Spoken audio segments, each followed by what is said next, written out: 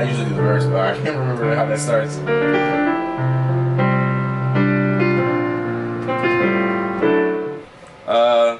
So my name is Jonill. People call me John. I do music in its simplest form. I'm a producer, songwriter, singer, musician, pianist. Yeah, I just like to connect with people via music and try to kind of articulate where I'm at the moment, whatever that kind of ends up being. I went to school for singing, and singing is still, I feel like, my approach to everything. Even when I'm playing, I approach piano a lot more like a vocalist, I think, than I do like technically like a keys player. And it's the same thing with my production. I think like vocals has always kind of been the centerpiece to like my production, or I should say melody.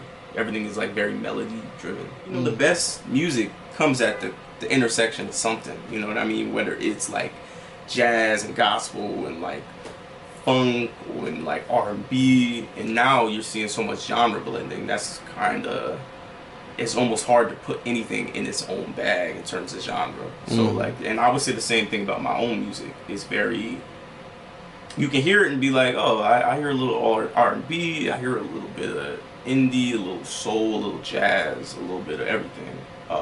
And that's kind of what I go for. You know, for me, it's all textures, it's all feelings, it's all, you know, just emotion. So wax won't take you home.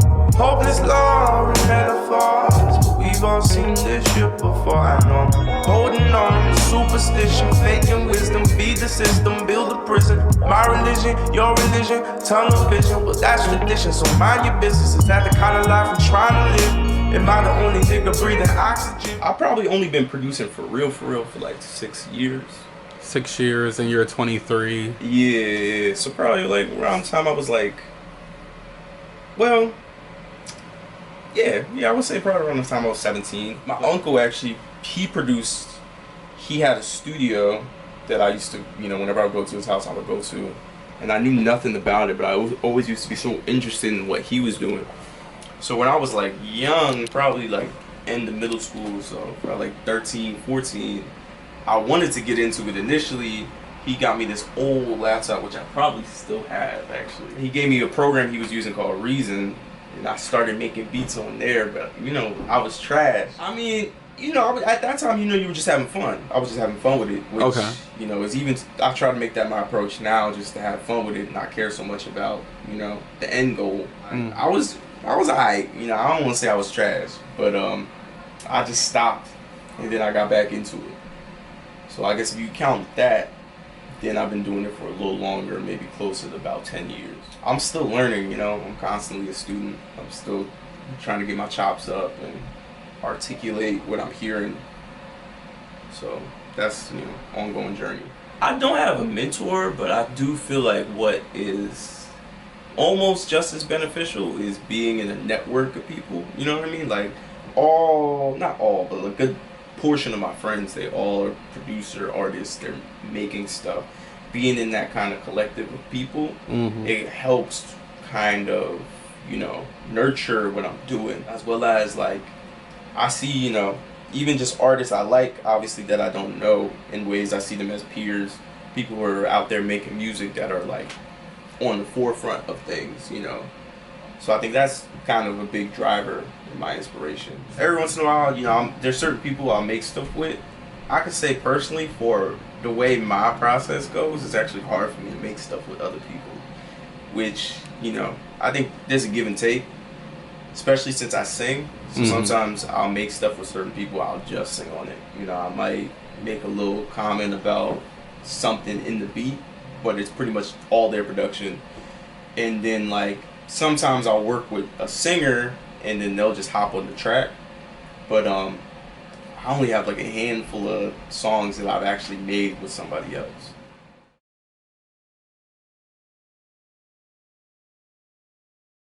My drive, for me, it's as cliche as it is. I've realized recently it's more of the journey than it is the destination.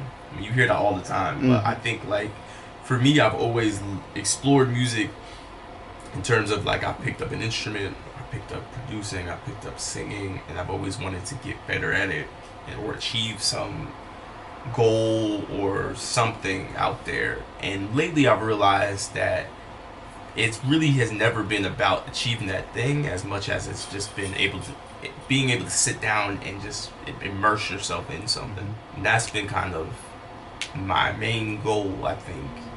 I mean, I do like to think too, like I like to express myself, I like to connect with others.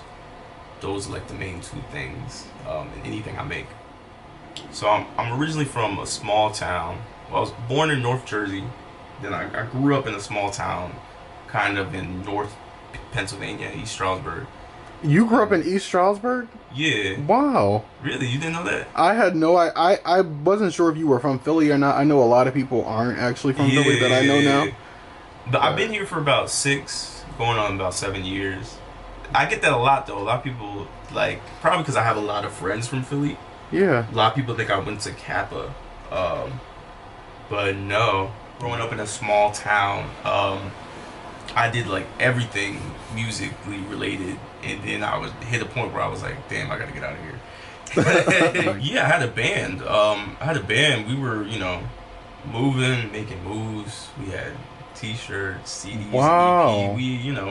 We really had a lot of like, I don't want to say clout, but hometown clout. We had a nice little following. Even in that, I knew like I wanted to branch out, explore a city, explore the world.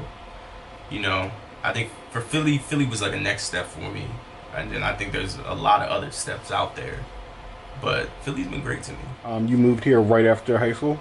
Yeah, I moved here and I've been living here ever since. I've never actually went back. I mean, I go back and visit every once in a while, but like from the summers onward, I've just been in Philly. I think, Philly's kind of the perfect city for up and coming artists. Because it's like just the right size, Mm-hmm. It's like just big enough that you can get out there, network, meet different people, but just small enough that you know everybody. Mm-hmm. Which is like funny, but yeah. Cool. Yeah, it's definitely it's cool. Also, great singers come from Philly. That's true. Philly has some of the best singers, best musicians as well. I would say, I think definitely. The Philly scene, you're automatically going to get hip to like the neo soul. Mm-hmm. I think also just the Philly gospel scene.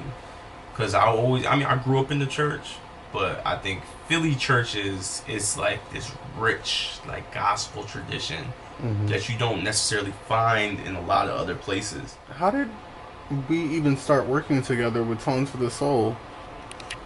I think I started off as a sub. I think it was like Max was playing. Oh, it was Max, and then like yeah. How did I connect with you? That was like early on. Max probably just sent me. Like I think it was just like a Max could make it. He probably needed somebody. That's how I got a lot of gigs. Looking back, most of the gigs I ever got were just friend of a friend. Do you have a favorite Songs for the Soul that you've been to or played at? I don't know if I have a favorite, honestly. My memory is awful too. That's the thing, because in my head, like, what was the let's spot? think Latage. Yeah, they're like, I'm thinking about a lot of Latage shows, because those were a lot of fun. They were fun. But in my head, they like start to blur together into like one show. It's like similar setting, but like every artist was different though too. What about Maison? I like that was because that's when I was like, oh, this is kind of popping. Yeah, it was like it got really big.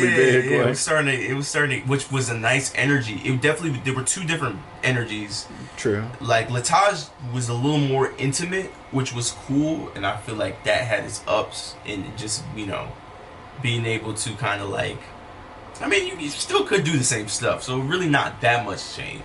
But I think like once it was at Maison, it was like a little more up, you know what I mean? It definitely was. The songs kind of all were kind of up at that point. Yeah, because by then it was like people were talking. You needed to kind of like communicate with the crowd, everyone in. Bring people in. Yeah, so like that definitely shifted.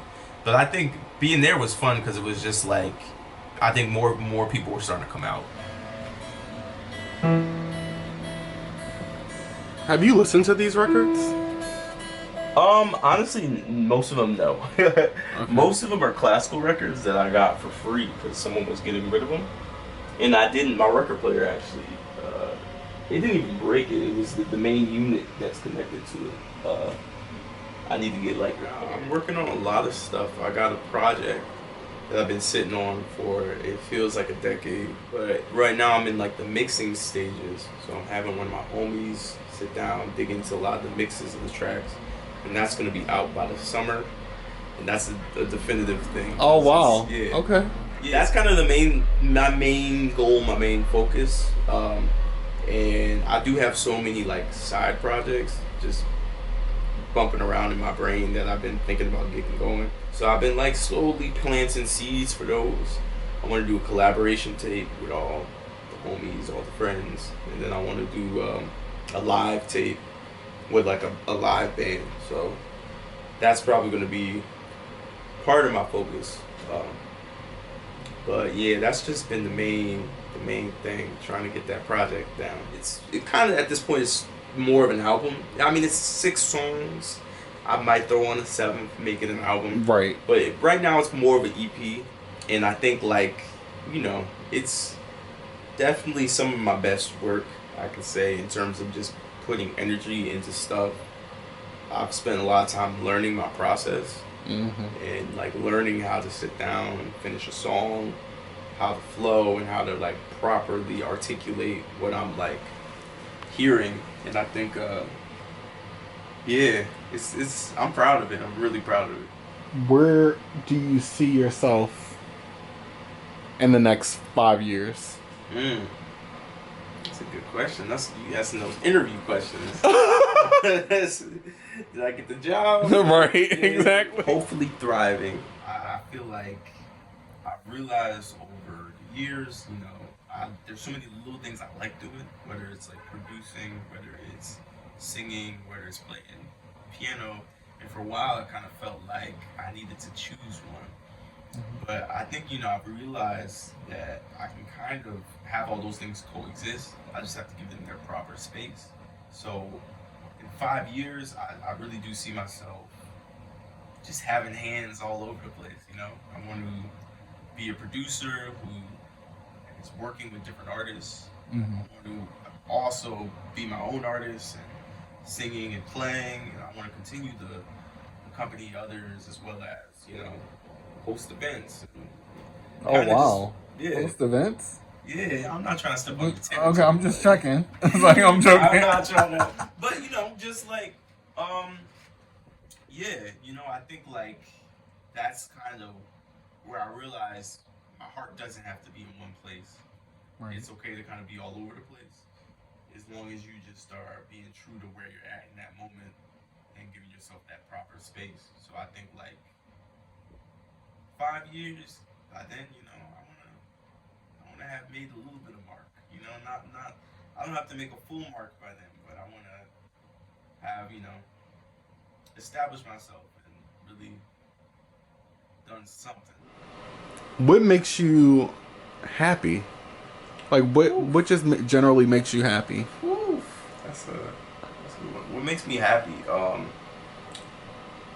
Music, but I think more than that,